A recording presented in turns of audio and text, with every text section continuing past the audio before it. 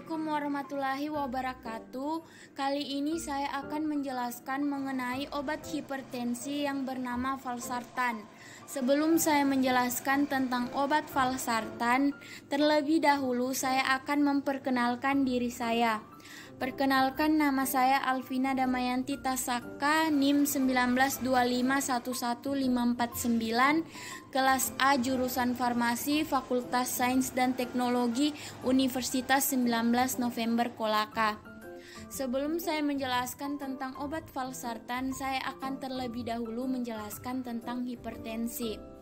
Hipertensi merupakan peningkatan tekanan darah abnormal yang dapat menjadi penyebab utama timbulnya penyakit kardiovaskuler. Menurut WHO, hipertensi bila peningkatan tekanan darah istirahat yang menetap yaitu tekanan darah sistolik lebih dari 140 mm merkuri hidrargyrum dan tekanan diastolik lebih dari 90 mm merkuri hidrargyrum. Berikut dalam tabel klasifikasi tekanan darah pada orang dewasa menurut JNC nomor 7. Adapun patofisiologi hipertensi, mekanisme terjadinya hipertensi adalah melalui terbentuknya angiotensin 2 dari angiotensin 1 oleh angiotensin converting enzyme atau ACE. ACE memegang peran fisiologis penting dalam mengatur tekanan darah. Darah mengandung angiotensinogen yang diproduksi di hati, selanjutnya oleh hormon renin yang diproduksi oleh ginjal akan diubah menjadi angiotensin 1 oleh ACE yang terdapat di paru-paru. Angiotensin 1 diubah menjadi angiotensin 2. Angiotensin 2 inilah yang memiliki peranan kunci dalam menaikkan tekanan darah melalui dua aksi utama. Aksi pertama adalah meningkatkan sekresi hormon antidiuretik atau ADH dan rasa haus. ADH diproduksi di hipotalamus atau kelenjar pituitari dan bekerja pada ginjal untuk mengatur osmolalitas dan volume urin. Dengan meningkatnya ADH, sangat sedikit urin yang diekskresikan keluar tubuh atau antidiuresis, sehingga menjadi pekat dan tinggi osmolalitasnya. Untuk mengencerkannya, volume cairan ekstraseluler akan ditingkatkan dengan cara menarik cairan dari bagian intraseluler. Akibatnya, volume darah meningkat yang pada akhirnya akan meningkatkan tekanan darah. Aksi kedua adalah menstimulus sekresi aldosteron dari korteks adrenal. Aldosteron merupakan hormon steroid yang memiliki peranan penting pada ginjal untuk mengatur volume cairan ekstraseluler. Aldosteron akan mengurangi ekskresi NaCl atau garam dengan cara mengabsorpsinya dari tubulus ginjal. Naiknya konsentrasi NaCl akan diencerkan kembali dengan cara meningkatkan volume cairan ekstraseluler yang pada gilirannya akan meningkatkan volume dan tekanan darah. Setelah mengetahui apa itu hipertensi, selanjutnya saya akan menjelaskan obat valsartan atau obat antihipertensi. Valsartan merupakan obat yang dapat membantu mengobati penyakit hipertensi atau tekanan darah, gagal jantung, dan infark miokard atau kondisi terhentinya aliran darah dari arteri koroner, pembuluh darah besar di dalam jantung, pada area yang terkena yang menyebabkan kekurangan oksigen sehingga sel jantung mati.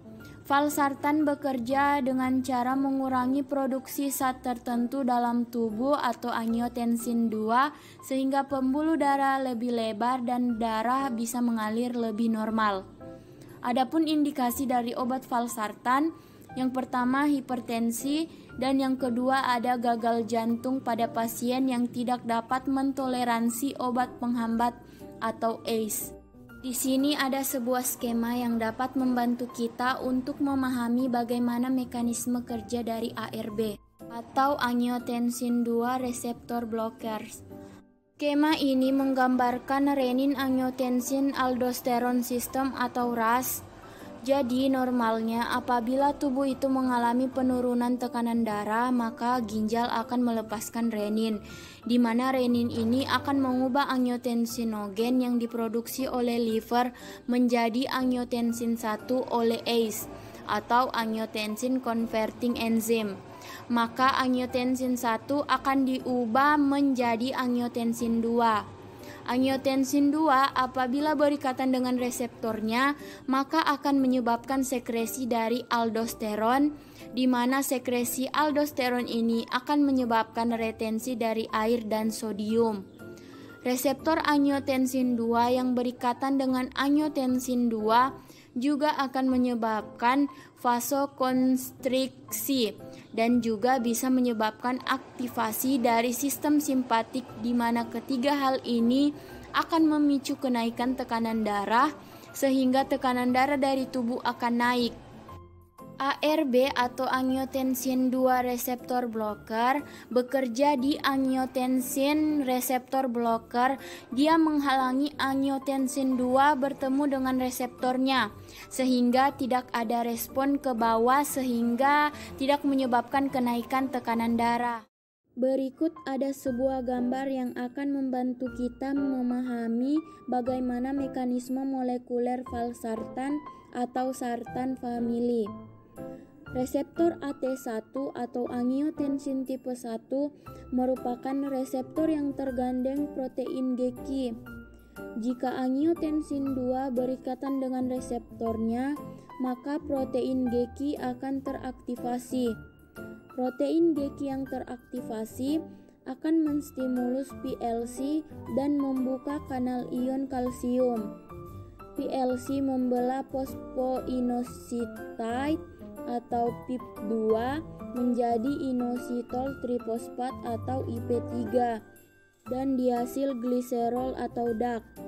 IP3 atau inositol trifosfat akan memicu pelepasan kalsium dari retikulum endoplasmik. DAG atau diasil gliserol dan kalsium akan mengaktifasi enzim termaksud PKC atau protein kinase C dan kalsium kalmodulin protein kinase.